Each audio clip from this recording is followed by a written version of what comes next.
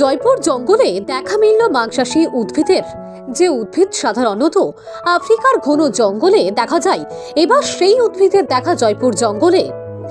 ভাবছেন তো, আফ্রিকার অ্যামাজন জঙ্গলের উদ্ভিদ এখন জয়পুর জঙ্গলে কিভাবে এলো বা কিভাবেই জন্মালো এই উদ্ভিদ? সত্যি কি এই উদ্ভিদ মাংসাশী?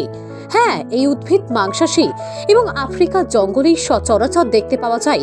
এবার সেই উদ্ভিদের দেখা জয়পুরের গভীর অরণ্যে। এমনিতেই বাঁকুড়া জয়পুরের নাম রয়েছে গভীর অরণ্যের জন্য।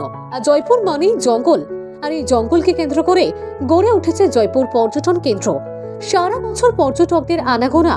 জঙ্গলের প্রাকৃতিক পরিবেশ সৌন্দর্যের পাশাপাশি জঙ্গলের পশু পাখি দেখার জন্য সারা বছর ভিড় লেগে থাকে জয়পুরে।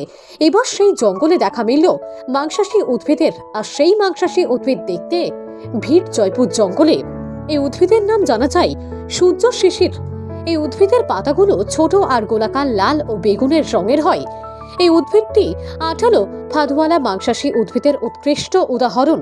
এর বৈজ্ঞানিক নাম হলো ডোসেরা রোটানডোফোলিয়া। এই উদ্ভিদ সাধারণত আফ্রিকার অ্যামাজনের জঙ্গলে স্যাঁতস্যাঁতে পরিবেশের মধ্যে জন্মায়। যেখানে সূর্যের আলো প্রবেশ করতে পারে না, সেসব জায়গাতেই সাধারণত দেখা যায়।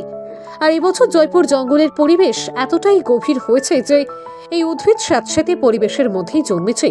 গোটা জঙ্গল জুড়ে ছড়িয়ে ছিটিয়ে জন্মেছে এই উদ্ভিদ। এখানে প্রবেশ করতে পারে না সূর্যের আলো, আর এখানেও সেই একই পরিবেশেই জন্মগ্রহণ করেছে এই সূর্য শিশির নামে পরিচিত এই মাংসাশী উদ্ভিদটি। দেখুন সেই ছবি।